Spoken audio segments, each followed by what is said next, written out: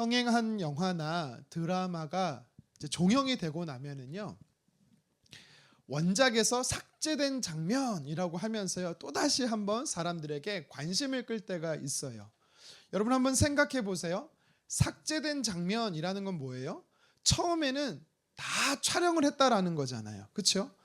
근데 촬영을 이미 다 했음에도 불구하고 원작에는 지워졌다라는 겁니다. 왜 지워졌을까요? 왜 삭제됐을까요? 뭐 여러 이유가 있겠지요. 편집하다가 보면서 전체 흐름 주제에 맞지 않아서 삭제될 수도 있고 편집될 수도 있고, 아니면 촬영할 때는 꼭 필요한 줄 알았는데 템포가 분위기가 느슨해지니까 의도적으로 삭제할 수도 있는 겁니다. 요새는 영화나 드라마란 작품이 해외로 수출도 잘 되거든요. 그러다 보면 그 나라의 정치적인 상황, 종교적인 상황, 이 문화에 따라서 뭐 영화나 드라마가 통편집될 때도 있어요. 그렇죠? 그 밖에도 뭐 연기자들의 개인적인 문제나 아니면 분량이 줄어지면서 삭제가 될 때 있는 겁니다. 어쨌든 중요한 거는요, 방영되고 상영될 때의 원작은요, 촬영했던 모든 것 중에 가장 중요한 것이 들어가 있다라는 겁니다. 글도 마찬가지예요. 저자가 종이 위에나 아니면 자기의 머릿속에 썼다가 지웠다를 수천 번, 수만 번 반복하면서요, 한 단어를 표현할 때 정말 머리턱까지도 쭈삣쭈삣하면서 집중하면서 어떤 의미를 담아야 할지 온통 고뇌의 완정체, 고난의 인고의 시간이 바로 작품으로 세상 속에 나오는 겁니다. 여러분, 그래서 명작은요, 독자로 하여금 감동을 주는 거예요. 성경도 그렇습니다. 하나님께서 어떻게 인류를 하시는지, 그리고 구원받은 백성이 어떻게 살아야 하는지에 대한 이 두 가지의 목적이 집약적으로 기록되어 있는 게 성경이에요. 그래서 성경은 일반 책과 다르게요, 하나님의 성령의 감동으로 되었기 때문에 원본 성경은요, 절대 버릴 것이 없습니다. 잘못된 표현이 없고 어색한 문구가 없고 문장이 하나도 없습니다. 좀 이상하죠? 우리가 성경을 읽다 보면 좀 이상한데? 왜 이렇게 기록되어 있지? 왜 이렇게 표현하셨지? 라는 부분이 있잖아요. 오늘 본문에도 보면 있어요. 여러분, 근데 기억하세요. 하나님의 말씀인 성경은 절대로 쓸데없는 표현을 사용하지 않습니다. 그래서 내가 성경을 접하면서 읽으면서 좀 어색하고 이상하다라는 내용이 나오면 도리어 그거는요, 하나님께서 내게 주는 영적 메시지가 담긴 그 부분을 이해하도록 주는 단서와 힌트가 되는 것입니다. 오늘 본문 한번 1절을 다시 한번 읽어볼 건데요, 한번 의심의 눈빛으로 한번 읽어보세요. 뭐가 잘못되어 있진 않나 한번 찾아보시겠습니까? 1절 다시 한번 읽겠습니다. 하루는 사울의 아들 요나단이 자기의 무기를 든 소년에게 이르되 우리가 건너편 블레셋 사람들의 부대로 건너가자 하고 그의 아버지에게는 아뢰지 아니하였더라. 아멘. 여러분, 다시 1절 말씀을 읽으면 좀 이상하다라는 표현 있지 않아요? 없을 수도 있어요. 꼭 있다 생각하시면 안 되고요. 저는 이 1절 말씀을 묵상하면서 왜지? 왜 성경이 이렇게 기록되어 있지? 하나님은 왜 이렇게 말씀하셨지? 라고 좀 답답했던, 그래서 말씀을 다시 계속해서 보게 했던 몇 가지 표현들이 있었어요. 세 가지가 있었는데, 첫 번째는 하루라는 단어였어요. 그리고 두 번째는 뭐냐면 왜 요나단은 블레셋으로 넘어갔지? 세 번째는요, 그것도 아무도 알지 못하게 비밀로 한 이유가 뭐지? 라는 것이었습니다. 먼저 1절에 하루라는 단어를 살펴보도록 하겠습니다. 하루는요, 히브리어로 욤이라는 단어예요. 원데이, 우리가 일반적으로 말하는 물리적 하루, 평범한 하루를 뜻합니다.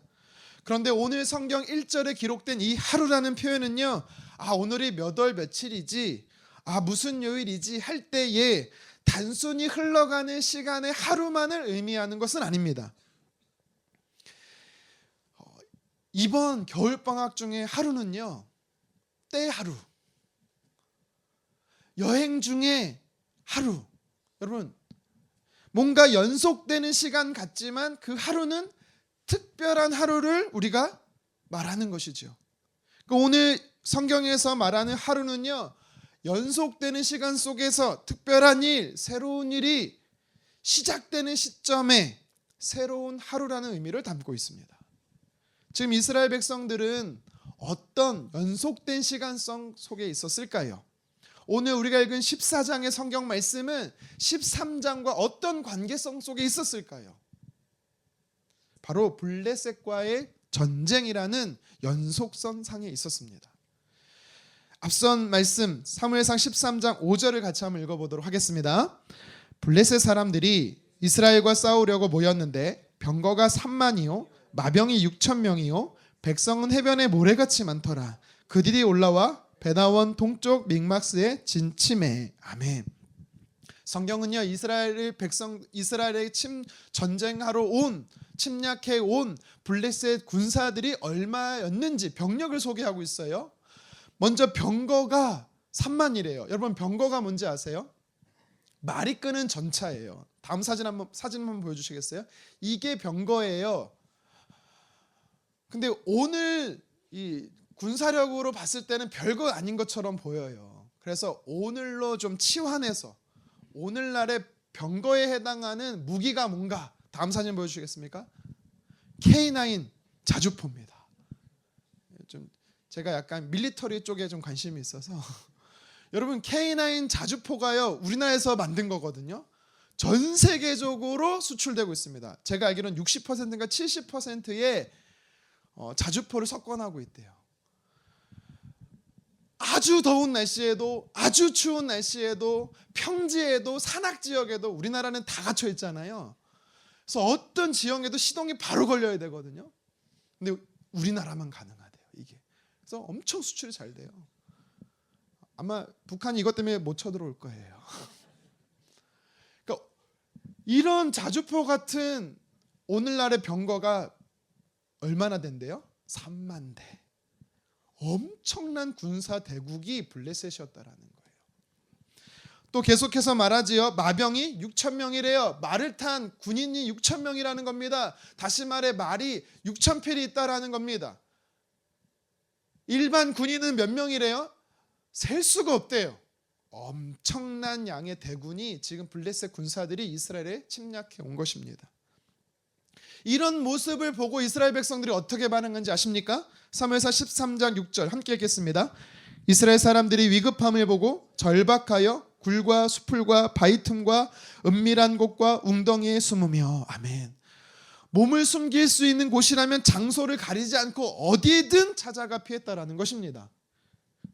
싸울 마음이 전혀 없었다라는 거예요. 일반 백성들은 그럴 수 있다라고 쳐요.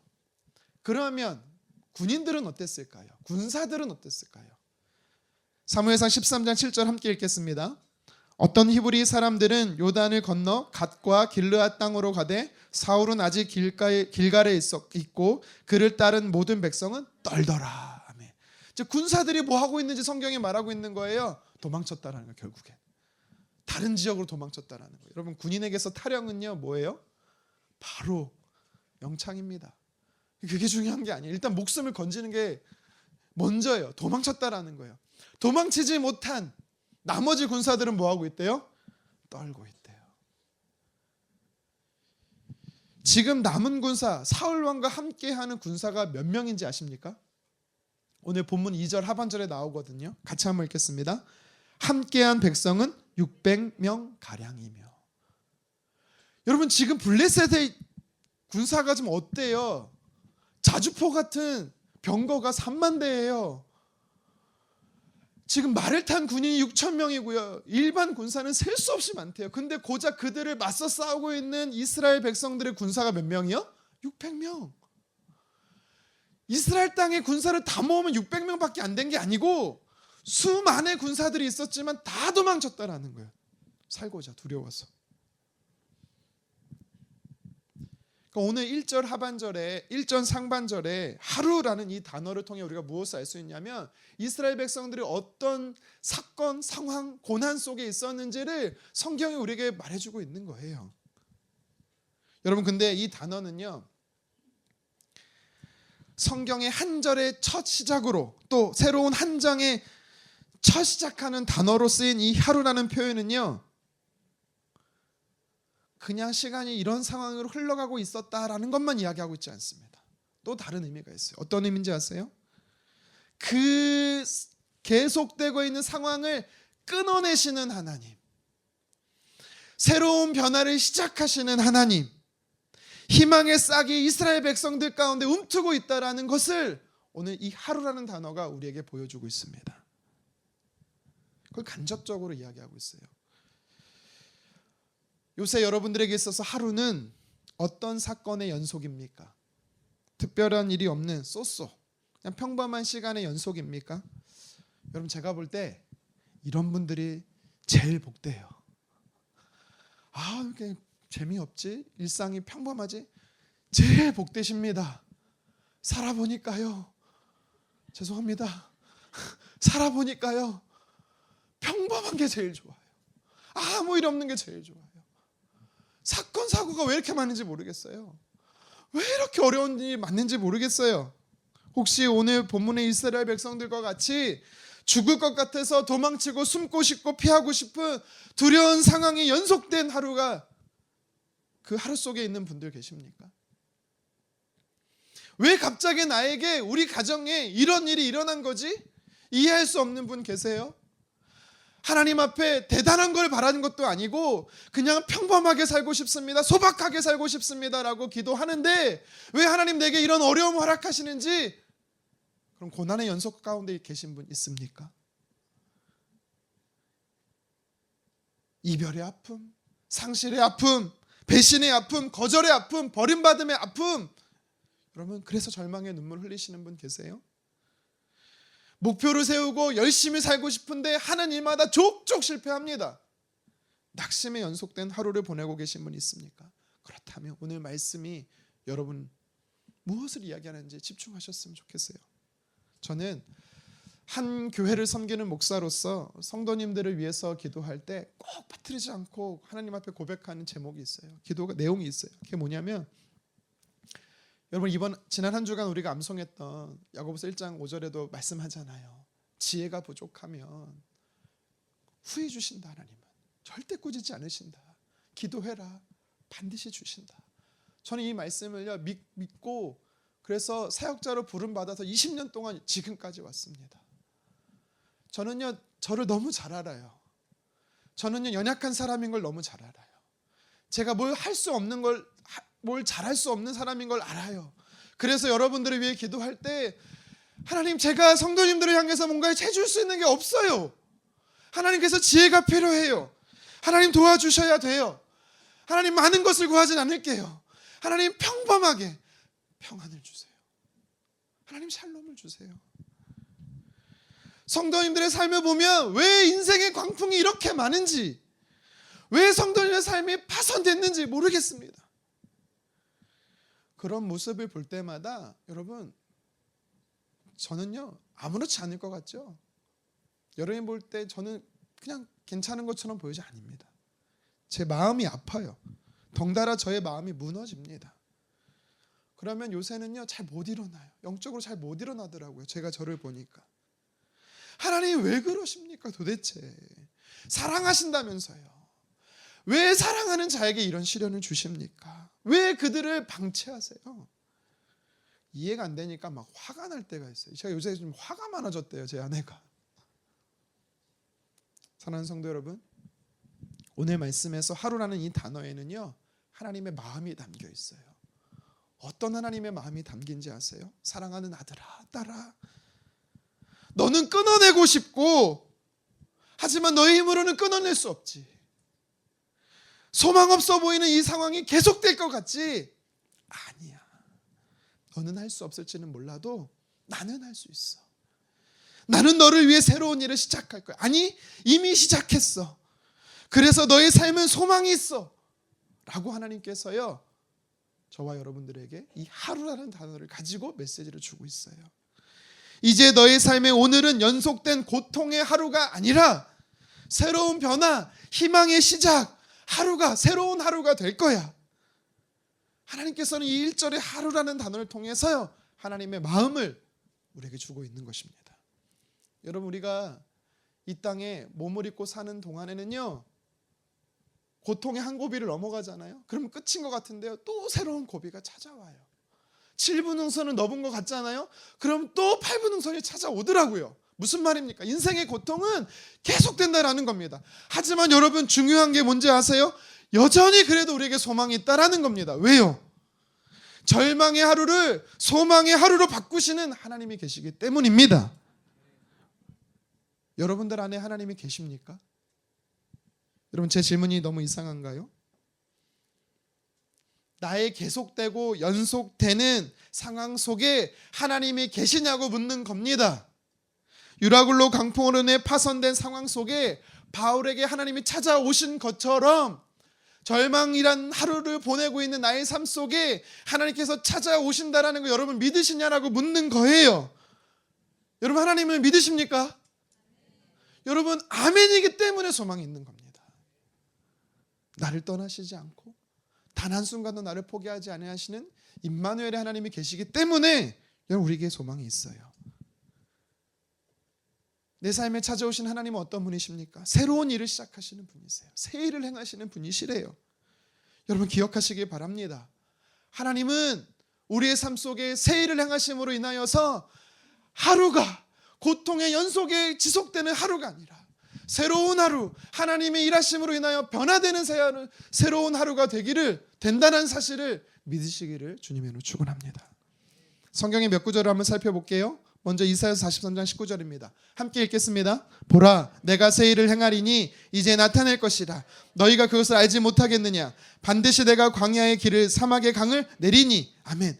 여러분, 이사야는요, 이 말씀에서 하나님이 어떤 분이다라고 소개하고 있습니까? 하나님은 새 일을 행하시는 분이라고 말씀하세요. 이제 나타내시겠대요. 여러분, 여기서 이제 나타내겠다는 게 무슨 말인지 알아요? 하나님이 새 일을 행하시는 게 저와 여러분들이 눈으로 볼 수 있게 하시겠다라는 겁니다. 저와 여러분들의 삶에서 경험할 수 있게 하시겠다라는 겁니다. 그러면서 하나님 뭐라고 말씀하십니까? 알지 못하겠느냐? 여러분, 이거는요, 질책하는 게 아니에요. 왜 모르냐 질책하는 게 아니에요. 이거는요, 제발 알았으면 좋겠어. 내가 너의 삶에 새 일을 행하고 있어. 내가 너를 통해 새 일을 행해. 제발 좀 알았으면 좋겠어 라고 간곡한 하나님의 애절한 마음이에요. 하나님께서 우리에게 새 일을 행하실 때 어떻게 행하신대요? 광야에서 길을, 사막에서 강을 내신대요. 여러분, 광야는 어떤 곳이에요? 길이 없는 게 광야예요. 사막도 마찬가지예요. 물이 없는 곳이 사막이에요. 근데 하나님은 어떻게 행하신대요? 길이 없는 곳에 길을 내시고 영적인 갈급함 속에 하나님은 채워주심의 은혜를 베푸시는, 다시 말해 불가능 상황 속에서 가능하게 일하시는 하나님의 방식이 새 일을 행하시는 방식이라는 겁니다. 저와 여러분의 일하심의 삶의 방식도 이와 같다라는 겁니다. 여러분들의 삶의 두려움, 염려, 걱정, 이것을 바꾸실 수 있는 분은 내 삶 속에 새로운 일을 행하실 수 있는 분으로서 바로 하나님이십니다. 우리 또 다른 말씀을 한번 찾아보겠습니다. 시편 23편 3절인데요. 우리 새번역 성경으로 한번 읽어보도록 하겠습니다. 시작. 나에게 다시 새 힘을 주시고 당신의 이름을 위하여 바른 길로 나를 인도하신다. 아멘. 다윗의 고백인 거죠. 다윗이 여기서 하나님 어떤 분이라고 말합니까? 내게 새 힘을 주시는 하나님이라고 말합니다. 그리고 다윗은 하나님에 대해서 뭐라고 고백합니까? 내게 새 힘을 주시는 하나님은 내가 어디로 갈지 몰라 방향을 잃어버리고 길을 헤맬 때 하나님께서 어떻게 하신대요? 바른 길로 인도하신대요. 하나님은 그런 분이시래요. 그런데 그냥 바른 길로 인도하시는 하나님이 아니고 어떻게 바른 길로 인도하시는 하나님이래요? 당신의 이름을 위해서. 여러분, 우리가 평소에 읽는 개정 성경에 보면 자기의 이름을 위하여라고 말합니다. 당신의 이름을 위해서, 자신의 이름을 위해서 저와 여러분들을요 바른 길로 인도한대요. 이게 무슨 뜻인지 아세요? 하나님은 자기 이름을 걸고, 하나님은 자기의 영광을 걸고, 자기의 명예를 걸고 어떻게 하신대요? 저와 여러분들을 무조건 바른 길로 인도하신대요. 이건 맹세예요, 맹세. 여러분, 저와 여러분들이 뭐라고 하나님 맹세하고 계시는 걸까요? 여러분, 그래서 이게요, 이 자기의 이름을 위하여, 자기의 영광을 위하여, 이 표현은요 정말 감격적인 표현이에요. 저와 여러분들의 있는 형편과 상황이 아니라는 겁니다. 오직 하나님 때문에, 하나님께서 그렇게 하시겠다라는 거예요. 여러분 인생의 무거운 짐으로 지치셨습니까? 무엇이 여러분들에게 있어서 힘을 빼앗아 가셨습니까? 수고하고 무거운 짐 이제 혼자 지지 마시고 하나님께 맡기십시오. 내려놓으세요. 그러면 하나님이 다시 새 힘을 주신대요. 다시 하나님께서요 어디로 가야 할지 바른 길을 알려주신대요. 여러분 이사야 43장 19절 말씀이나 아니면 시편 23편 3절 이 두 가지의 말씀뿐이겠습니까? 성경에 기록된 모든 말씀의 공통점이 뭐예요? 하나님은 우리 삶에 새 일을 행하신다라는 사실입니다. 하나님은 일하시는 분이라는 것입니다. 그래서 하나님 좋으신 분이에요. 내가 터널의 입구에 있는 것 같고 고난의 터널의 한복판에 있는 것 같아도 하나님은 나를 떠나지 않으시고 하나님이 친히 나의 손을 붙잡아 주셔서 출구가 어딘지를 가르쳐 주시고 그곳을 통해서 극복하게 하시는 좋으신 분이라는 사실입니다. 성경에 기록된 하나님은 정말 헤아릴 수 없을 정도로 좋으신 분이세요. 놀랍고 신비롭고 경이롭고 측량할 수 없는 분이 저와 여러분들의 하나님이십니다. 여러분 그래서 이분이 새 일을 행하시기 때문에 우리는 소망의 사람이 되는 줄 믿습니다. 이런 하나님을 믿는 사람은요 내 삶의 새로운 하루를 시작하는 하나님이라는 사실을 믿는 사람은요 어떻게 행동하는지 압니까? 오늘 본문의 요나단처럼 행동합니다. 요나단의 행동을 구체적으로 먼저 살펴보기 전에 요나단이라는 사람의 이름이 기록되어 있듯이 오늘 성경에는요 이름이 직접 기록되어 있어서요 우리가 집중적으로 살펴봐야 될 두 사람이 더 나와요. 누구냐면 2절에 사울이고 3절에 아이야입니다. 사울은 왕이었습니다. 아이야는 제사장이었어요. 이 두 사람은요 블레셋과의 계속되는 전쟁 속에 무엇을 하고 있었을까요? 한번 말씀을 통해 한번 살펴보겠습니다. 2절 상반절이에요. 같이 한번 읽겠습니다. 사울이 기브와 변두리 미그론에 있는 석류나무 아래에 머물렀고. 아멘. 사울 왕은요 600명의 군사들과 함께 기브와 변두리 미그론에 정착했다라는 거예요. 여러분 미그론이 어딘지 아세요? 사진을 보여주시겠습니까? 잘 안 보이더라고요. 1부 때도 잘 못 보시더라고요. 네모나게 빨간색으로 표시된 부분이 미그론이에요. 저기 이제 팔레스타인 중부지방인데요. 그렇다 그냥 생각하세요. 자, 저기에 있는 거예요. 지금 사울 왕과 600명의 군사가. 다음 사진 한번 보여주시겠습니까?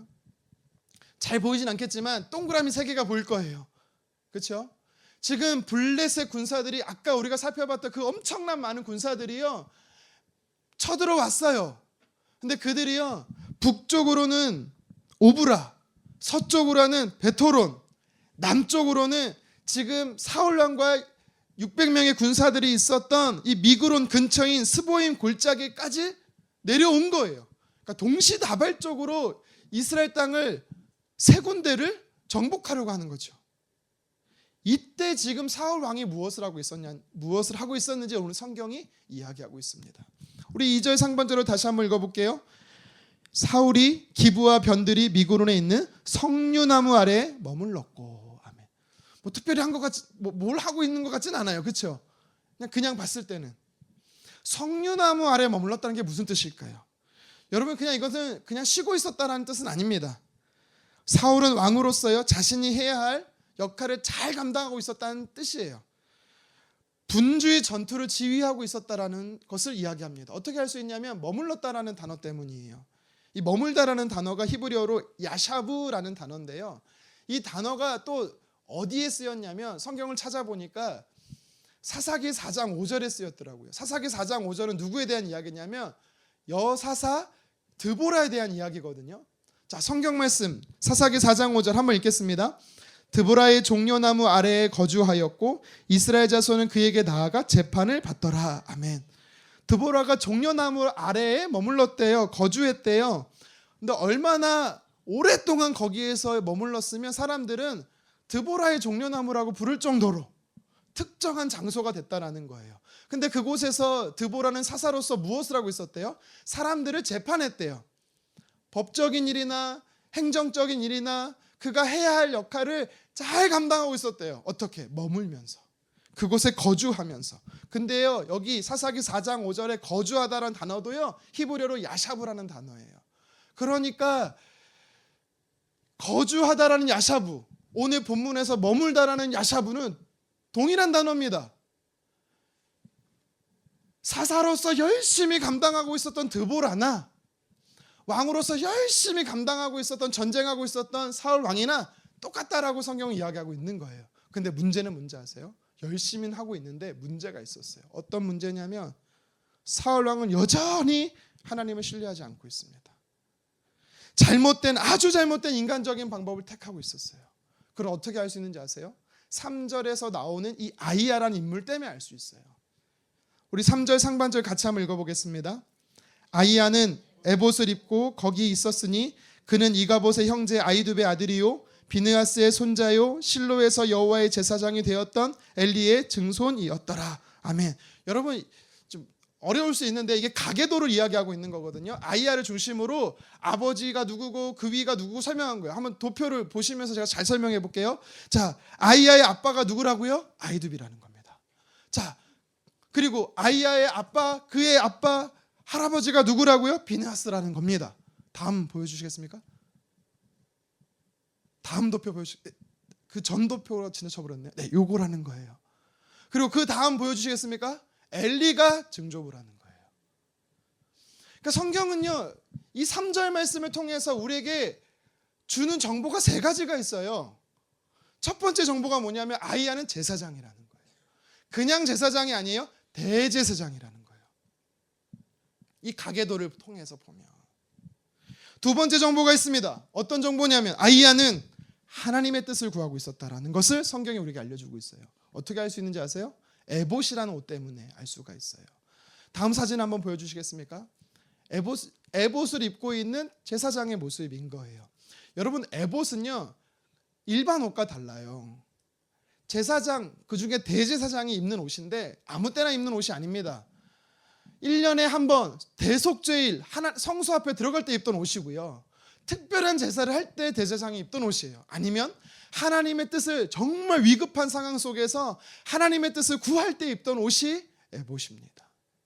그러니까 지금 대제사장 계열의 자손인 아이야가 에봇을 입었다라는 얘기는 뭐예요?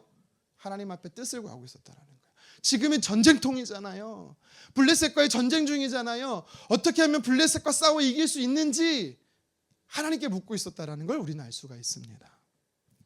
오늘 근데 3절을 통해서 우리에게 주는 정보 3번째가 있어요. 뭔지 아십니까? 사울 왕이 아이야에게 에봇을 입혔다라는 겁니다.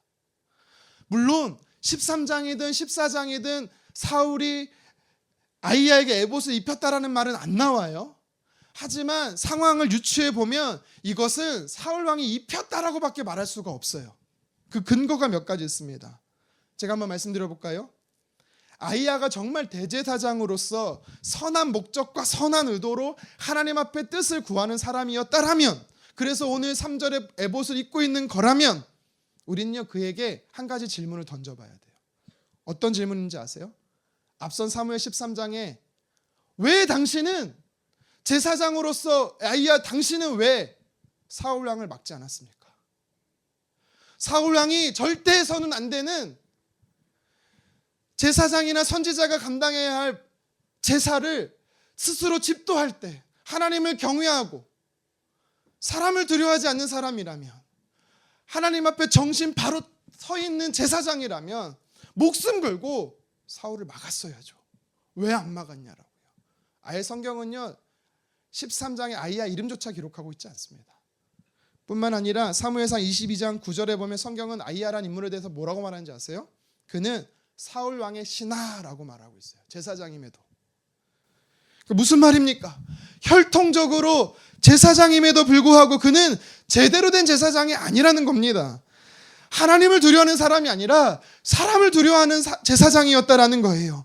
사울 왕이 시키는 대로 권력에 빌붙어서 기생하는 기회주의자였다라는 겁니다. 여러분, 목사 한 수 받았다고 해서 다 제대로 된 목사라고 생각하면 안 됩니다. 사꾼 목사도 있어요. 지금 여러분 앞에 서 있는 저도 언제 어떻게 될지 모릅니다. 여러분, 그래서 제가 변절되지 않도록 여러분 항상 기도하셔야 됩니다. 또 아이야가 에봇을 직접 입은 것이 아니라 사울 왕에 의해 강제로 입게 되었다라는 사실을 우리가 어떻게 알 수 있는지 아십니까? 앞선 13장에서요, 사울 왕이 길갈에서 선지자 사무엘을 기다리지 못하지요. 그래서 제단을 집도해버립니다. 집도하자마자 끝나자마자 사무엘 선지자가 찾아와요. 그러면서 사무엘 선지자가 하나님의 말을 그에게 대언하죠. 뭐라고 대언했습니까? 사무엘상 13장 14절 하반절 함께 읽겠습니다. 여호와께서 그의 마음에 맞는 사람을 구하여 여호와께서 그를 그의 백성의 지도자로 삼으셨느니라 하고 아멘. 우리는 알지요. 하나님이 다윗을 왕으로 새로 세우셨다 그 말이잖아요. 물론 당신은 다윗인지 모르겠지만 이 이야기를 선지자에게 듣고 나서 사울왕은 어땠을까요? 하나님 날 버리셨네. 하나님께서요 사울왕을 향해 너 아웃이야라고 말씀한 거잖아요. 얼마나 두려웠겠어요. 지금 블레셋과 싸워야 되는데 하나님이 도와주시지 않는다고 하니까, 하나님 말씀해 주지 않는다고 하니까 얼마나 두려웠겠어요. 그래서 그는요 꽝 대신 닭이라고 선지자 사무엘이 떠나버리니까 어떻게 하는 거예요? 대제사장이라도 세워서 에봇이라는 옷을 입혀서 하나님께 뜻을 구하게 했던 것입니다. 여러분, 과거 아이야의 증조 할아버지 엘리 제사장 때 있었던 일인데요, 사무엘상 4장에 나오거든요. 그때도 이스라엘 백성들이 블레셋과 싸우고 있었어요. 이때 엘리 제사장이 뭘 한지 아십니까? 하나님의 임재의 상징이었던 법궤를요 전쟁터인 아벡에 보내는 거예요. 여러분, 그거는요 잘못된 게 아니에요. 하나님이 우리와 함께 하신다는 뜻이잖아요. 잘못된 건 아니었어요. 그런데 결과가 어땠어요? 대패하죠. 이스라엘 백성이 완전히 패합니다. 심지어 하나님의 인재 상징인 법궤가 빼앗겨 버렸어요. 왜 이런 일이 일어났을까요? 하나님 도와주세요라고 했던 거였잖아요. 근데 왜 하나님 안 도와주셨습니까? 이유는 간단합니다. 이스라엘 백성들은 하나님을 진심으로 예배하지 않고 섬기지 않았기 때문입니다. 사무엘상 2장과 3장에 보잖아요. 계속해서 하나님 무엇을 이야기하고 있냐면 이스라엘 백성들의 범죄를 이야기하고 있었어요. 회개하지 않은 이스라엘 백성들이었어요. 하나님이 원하시는 거는 하나님과 친밀함이에요. 하나님과의 연합이에요. 근데 당시 이스라엘 백성들은 어땠어요? 우상 숭배하고 범죄했어요. 그래 놓고선 하나님의 임재의 상징인 형식만 가져서 법궤만 있으면 승리한다고 생각했던 거예요. 잘못된 믿음이었죠. 하나님 앞에 진정한 회개를 통해 하나님을 예배했던 것이 아니라 형식과 절차의 예배, 껍데기만 남은 예배였던 것이죠. 그래서 하나님은 그들의 삶에 일하지 않으신 겁니다. 오늘 본문의 사울 왕도 똑같은 엘리의 실수를 범하고 있는 겁니다. 그는요 선지자 사무엘을 통해서요 하나님께 경고를 받았어요. 징계를 받았어요. 그러면 사울 왕은 어떻게 해야 됩니까? 자복하고 통회하며 하나님 잘못했습니다. 회개해야 정상 아닙니까? 근데 성경에는 그런 모습이 전혀 나오지 않아요. 도리어 사울 왕은 어떻게 합니까? 제가 좀 각색해서 표현할게요. 사무엘, 너에게만 하나님 말씀하는지 알아? 너 없으면 안 되는지 알아? 하나님은 대제사장에도 말해. 나는 대제사장을 통해서 하나님 뜻 들을 수 있어. 너 필요 없어 라고 얘기하는 거랑 똑같습니다. 마치 법궤만 있으면 승리할 수 있다고 생각했던 이스라엘 백성이나 오늘 본문에 에봇을 입고 있는 대제사장만 있으면 하나님 뜻을 알 수 있다고 생각하는 사울이나 모두 틀린 겁니다. 여러분, 우리도 엘리 제사장이나 오늘 본문에 나오는 사울 왕처럼 똑같은 실수를 범할 수가 있어요. 내가 예배 자리에 나왔으니까, 내가 기도하니까, 내가 성경 읽으니까, 내가 봉사하니까, 물론 여러분 다 하나님께 기뻐하시는 모습이고 다 경건의 모습입니다. 하지만 하나님께서는요 무엇을 더 집중해서 보는지 아세요? 이러한 모습들이 아니에요. 그 사람의 내면, 그 사람의 동기, 그 사람의 의도성을 하나님은요 보신다라고 말씀하셨어요. 속 사람을 보신다라고 말했어요. 그래서 하나님 우리를 감찰하실 수 있는 분이에요. 사울 왕이 앞선 13장 12절 하반절에 사무엘 선지자에게 이렇게 말합니다. 우리 함께 읽겠습니다. 부득이하여 번제를 드렸나이다 하니라. 아멘. 어쩔 수 없어서 드렸어요. 상황을 설명하고 있는 거예요. 몇 가지 상황, 한 3-4가지를 이야기합니다.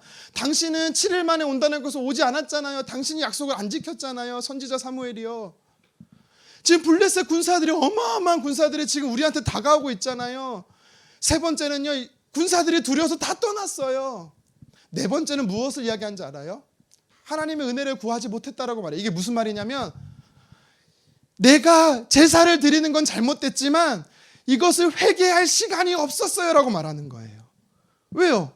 사무엘이 바로 왔으니까. 여러분, 부득이해서 어쩔 수 없었다. 사실 상황적으로는 다 맞아요. 표면적으로는 다 맞는 말이에요. 하지만 하나님께서요, 그렇게 고백하는 사울 왕을 향해서 뭐라고 말씀한지 아세요? 사무엘 선지자를 통해서 사무엘상 13장 13절 상반절 함께 읽겠습니다. 사무엘이 사울에게 이르되 왕이여 망령되이 행하였도다. 아멘. 무슨 말이냐면 당신은 하나님 앞에 망령되이 행했습니다. 겉으로는요, 상황적으로는요 다 맞는 말이라니까요. 사울 왕의 판단이 옳은 것처럼 보인다니까요. 하지만 하나님은 어떤 분이세요? 하나님은 중심을 본다고요. 그 속사람을 본다고요. 그 사람 내면의 동기를 살피신다고요. 그래서 그게 진짜 하나님 앞에 선한 의도인지 아닌지를 아신다라는 거예요. 근데 하나님이 뭐라고 말씀한 거예요? 당신 사울은 하나님을 속이려고 했습니다. 의도적으로 하나님께 불순종한 겁니다. 라고 하나님께서요, 선지자 사무엘을 통해 이야기하는 겁니다. 이렇게 말할 수 있는 하나님, 어떻게 가능하다고요? 하나님은 우리의 속사람을 보시기 때문이에요. 사울 왕은요, 사람을 속일 수 있었어요. 선지자도 속일 수 있었다 생각한 거예요. 심지어 하나님을 속일 수 있었다라 생각한 거예요. 다 속일 수 있어도 우리는요, 하나님을 속일 수가 없어요. 여러분들이 저를 속일 수는 있어요. 옆에 있는 사람 속일 수 있어요. 하지만 하나님은 절대 못 속입니다. 왜요? 하나님 우리의 내 마음의 중심을 보시기 때문이에요. 근데 오늘 말씀해 보십시오. 이런 경고를 듣고 나서 사울 왕이 주님 죄송해요. 제가 원래 속이려고 한 건 아니었는데요. 잘못했습니다. 한 번만 용서해 주십시오. 하나님 저를 용서를 못하더라도 이스라엘 백성들을 불쌍히 여기셔서 하나님 뜻이 어디 있는지 가르쳐 주세요. 여러분 이렇게 좀 회개해야 되는 게 정상 아닙니까? 근데 오늘 말씀해 보십시오. 어떻게 합니까? 머리를 쓰고 있어요. 머리를 굴리고 있어요. 인간적인 방법을 찾는 거예요. 그게 뭐예요? 아히야 제사장에게 에봇을 입히는 거예요. 그러면 하나님 뜻 알 수 있겠지. 아닙니다. 하나님은 진실되지 않은 형식만 있는 종기적 행위에 갇힌 모습을 원하지 않으세요. 대제사장에게 에봇을 입힌다고 하나님 그 뜻을 알리시는 분이 아니십니다. 여러분 혹시 나의 모습이 오늘 본문에 등장하는 사울 왕과 같지 않습니까? 하나님은 친밀한 관계를 원하시고 온전한 신뢰를 원하시는데 나는 경건의 모양만 있을 뿐 경건의 능력은 사라진 상태이지는 않습니까? 또 사울 왕처럼 머리를 굴리면서 인간적인 방법을 찾고 있지는 않습니까? 여러분 그렇게 하잖아요. 그러면 계속되는 고난의 하루는요 끊어질 수가 없는 겁니다. 왜요? 하나님이 일하시지 않기 때문에.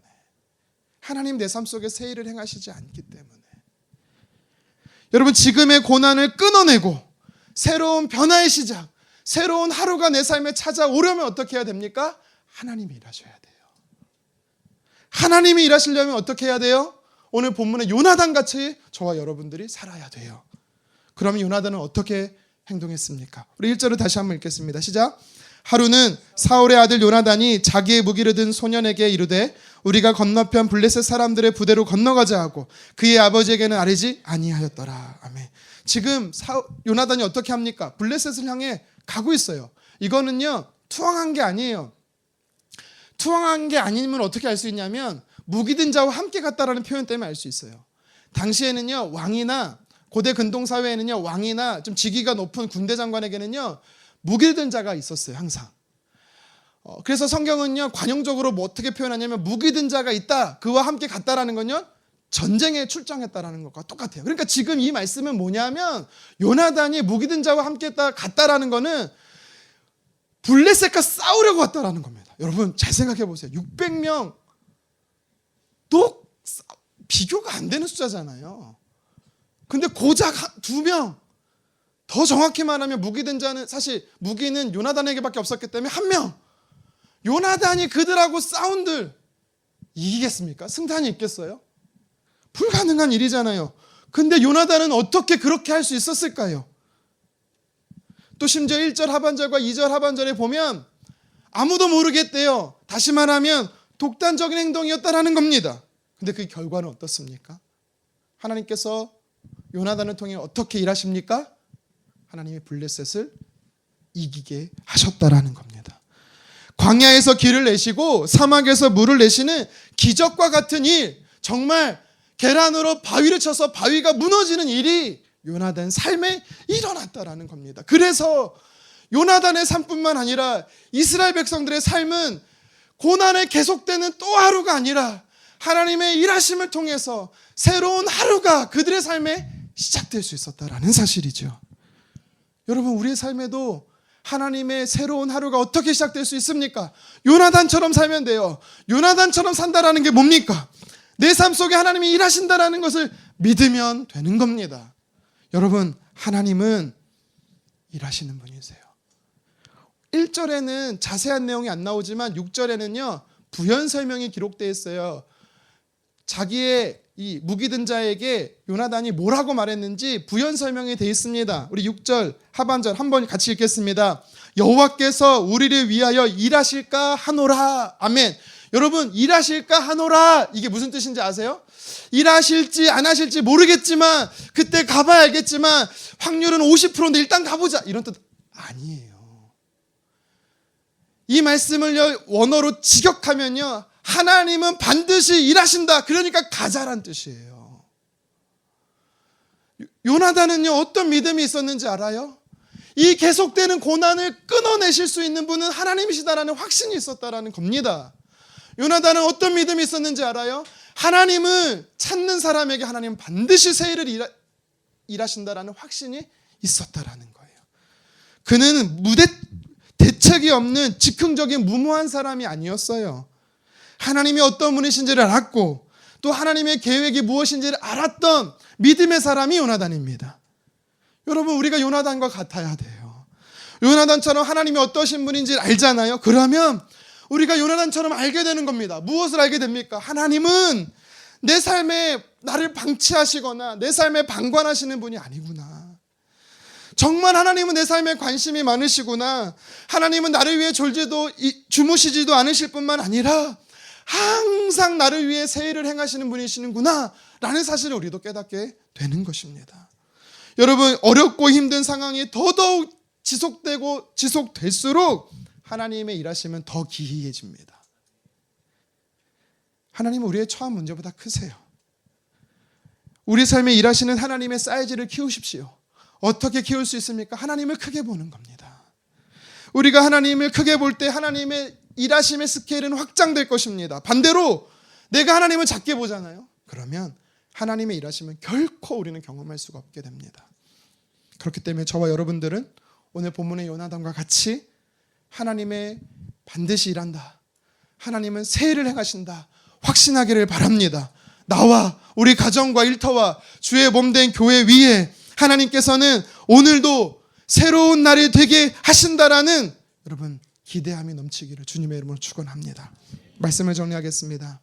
이제는 더 이상 내 삶을 향해 소망 없다라고 말씀하지 마십시오.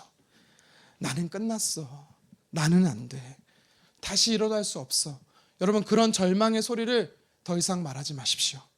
하나님은 저와 여러분들의 삶을 그렇게 보지 않으세요. 하나님은 그렇게 평가하지 않으세요. 하나님께서는요 일하신대요.